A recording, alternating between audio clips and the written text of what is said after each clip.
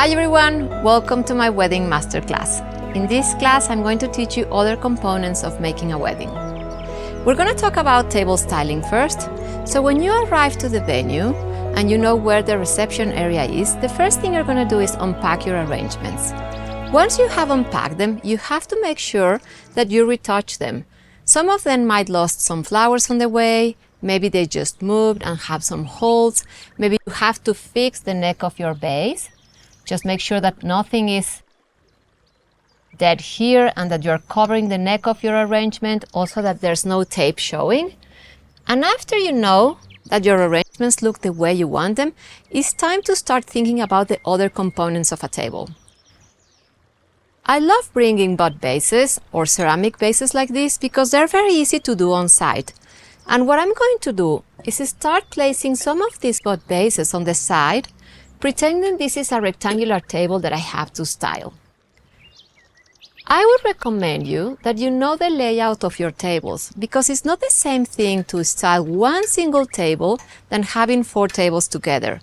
That will probably take more flowers, will take more of styling, and it's going to be more expensive to do a table that has 4 tables together than just doing one. So make sure that you know the layout because you have to charge for those tables that are together a little bit more expensive than if it was just a single one. If you don't, you might come to the venue and just realize that if you place one centerpiece for a rectangular table and then you have another centerpiece until the other center of the other table, the distance might be too much. So it's a good idea that you charge for an extra arrangement that goes when the tables joined together. So how do you make these side arrangements? I think you have to be very wise and very clever in the way you make them. So make sure you just use individual or single elements. Sometimes I mix them, but I lately like very much just using single elements in each one of those. And I'm just going to play around with them and show you what I do. So I'm going to place 2 arrangements here. I'm going to place 2 on the same height here. But I'm going to play with flowers so that they don't look the same. Maybe I'm going to have one higher here and smaller here. One more in the center.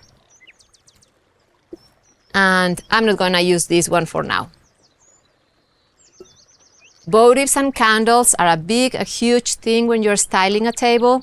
And usually you are asked to do that as a florist. It's a little bit a pain, but you have to do it.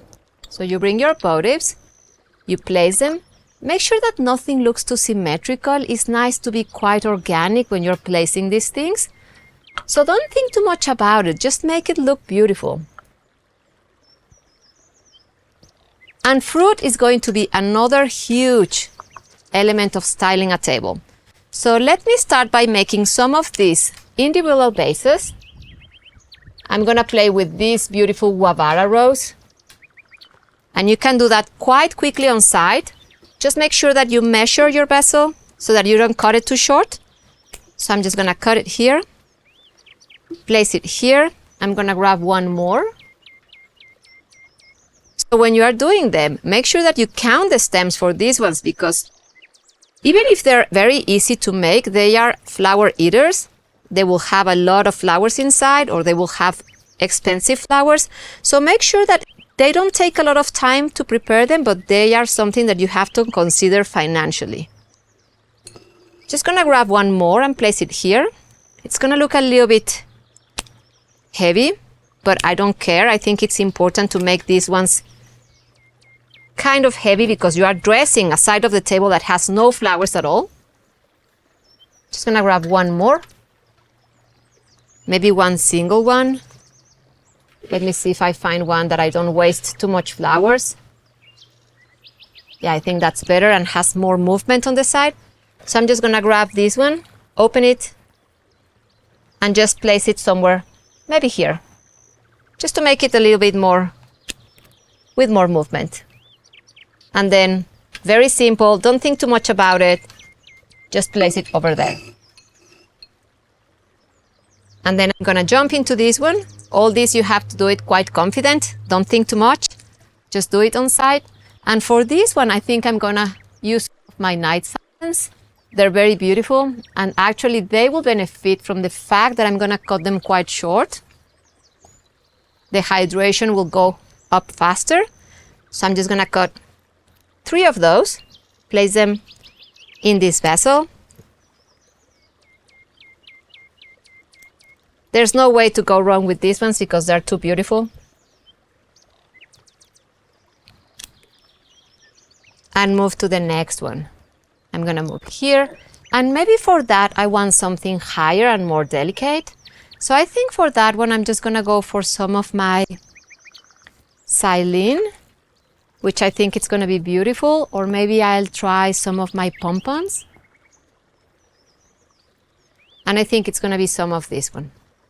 When I place these pom-poms, I'm just gonna come again, take it, measure what I want, cut them, place them in the vase. Pom-poms have very heavy head, so you want to make sure that it doesn't look like it's dying. So I'm gonna cut it a little bit shorter to give it a little bit more support.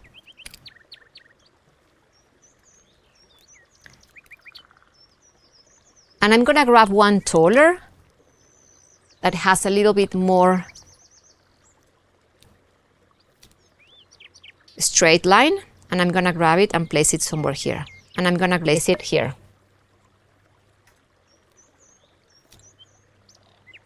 I think I need another one because I want this one to stay straight. So I'm just gonna place it here and then grab another little pompon.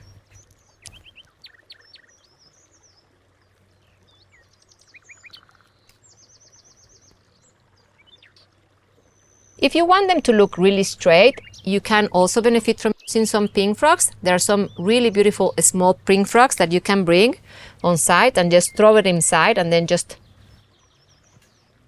put them inside here. And then I'm gonna jump to the next one. I'm gonna use for that one some silene because I like the idea of this table also having that movement. This is a very beautiful piece. It's gonna make all the job for me. I won't need very much after that. I'm actually happy to feel the wind because when you are doing a wedding, you have to consider wind because that's a very important thing to consider when you're doing these bud bases or these satellites. You don't want them to fall over, so the more heavier they are, the better. Especially when you're working on the seaside, I've seen so many tables just fall apart because they are not heavy enough. And I actually learned it the hard way because I had a wedding that was really windy and everything was just falling in the table.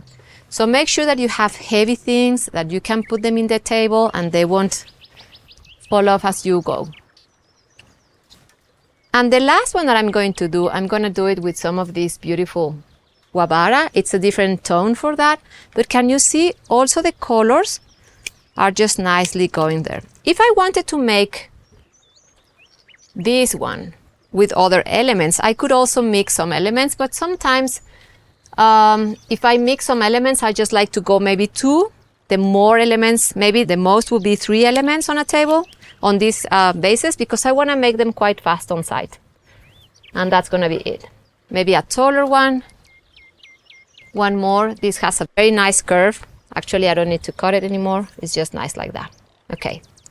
So I'm gonna clean up a little bit of this, maybe just because it's beautiful. I'm gonna add this silene coming down here and then move to adding my fruit and some of my candles. Vines are very important when you are making a table styling. Vines are gonna make all the elements feel like they're just one piece of you adding individual pieces on your table. So how beautiful is this cup and saucer vine? We grow it in the garden, but it's something that you can find sometimes. It's very easy to grow it here. Any vine will do that work for you. So what I'm going to do is I'm going to add some pieces of vine into these bud bases as well to make it more fragile and more beautiful. And that's something very easy to do as well. Maybe I'm gonna actually come inside the centerpiece and add this vine here.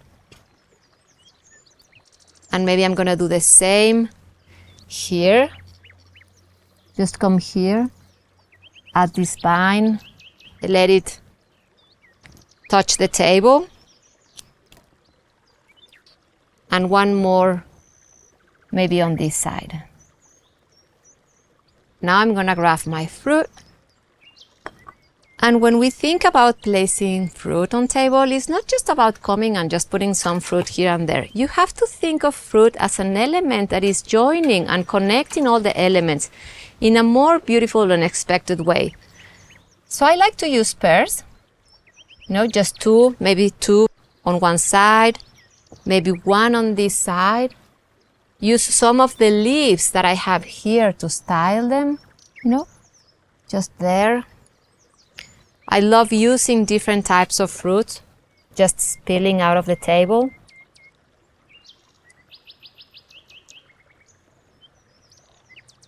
Be quite natural when you place them.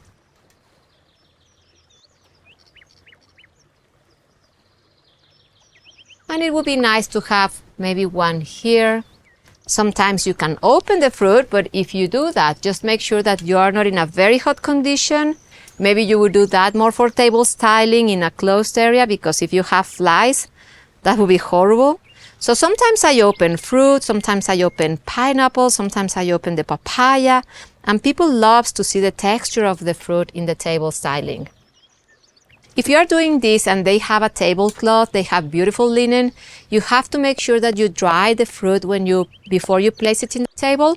Otherwise, you're going to stain the fabric, the beautiful linens that you have. Just going to open this one again. And I love the color. I love how it looks on the table. It's just very beautiful like that. And just maybe add some of this back here. Leave the petals. I think that's natural. Don't over clean your table if it's not necessary. And finally, I'm just going to add more candles. I think it's nice to have some bodies, but also some candles.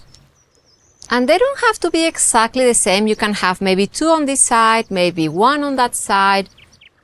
The more organic it looks, the more beautiful. I'm gonna add more vines just because I think they really dress the table and they look incredible. So I'm gonna come here, add this piece of vine just here.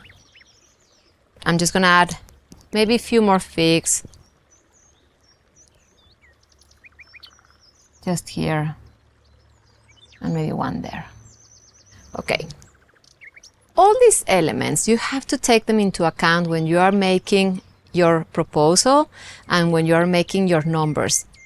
I am actually quite surprised of how much I spend on fruit, and you never consider that when you're making your quotes, but you have to consider everything that goes into the table styling. Not because you cut things from your garden, it doesn't mean they don't have a value. Everything that you place on the table has to be properly charged, and your time as well.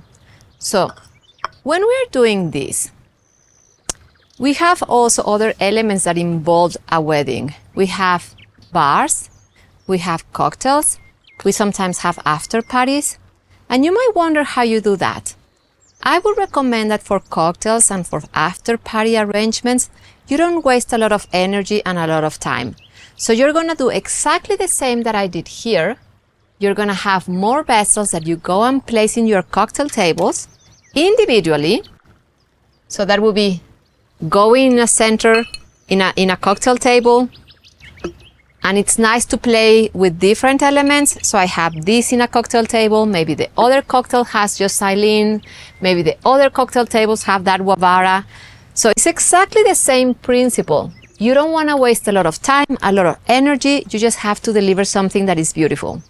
But again, it doesn't mean that it's not expensive, because if you think about it, I have 1, 2, 3 stems of guavara here. I have 3 stems of guavara there. You have to count them properly when you are doing your cocktails, because they are flower eaters for sure. They will just not make you work a lot, but you have to consider them financially. When we are doing bars and we have a reception or a wedding that is requiring, let's say, 5 bars, sometimes I make them in the bulk of my centerpieces. What I would usually do is have a bigger container of this one and then just grow it on site, depending on the size of the bar, depending a little bit if the bar is round, if it's in a corner. Sometimes you arrive and you made huge bars thinking that the bar was going to be a statement piece, and you have a tiny space to put your bar. So I really recommend that you have something maybe pre-done and you just fix it on site depending on the needs of that bar. After parties are usually the last thing that you have to think about, and sometimes you have more time to make them. Sometimes you can already be had delivered reception, you deliver obviously ceremony, your personals, you have styled your tables, and then maybe you can just go and do your after party. The after party is just going to be made with lounges, some cocktail things. Sometimes they will ask you to do a DJ booth or some kind of installations. But the principles of everything that we're doing are the same. You want things to look natural, you want to be elegant, you want to be soft, but you want to make it look like it's effortless at the same time. In my experience, making weddings can be a little bit exhausting and tiring. So make sure also that you manage your energy throughout the year. If you take on board too many weddings, you might find that the last weddings that you're doing, you are too exhausted to deliver them in the quality that you want your brand to be recognized. So just make sure that you know how much you can handle. In my opinion, making more than 20 weddings a year, or at least to me, that would be too much. I just want to make few weddings but deliver them beautifully in the standards of my brand, having the energy to make them, having the grace to make them, and not being completely exhausted. So remember, we have extra material for you that you can download, extra things that we have put for you to make this really a process that you can be less stressed about it. And I hope all these classes that we had for you are helping you to build your business and to make floristry a way of living. Thank you so much for watching, and thank you for joining my wedding masterclass.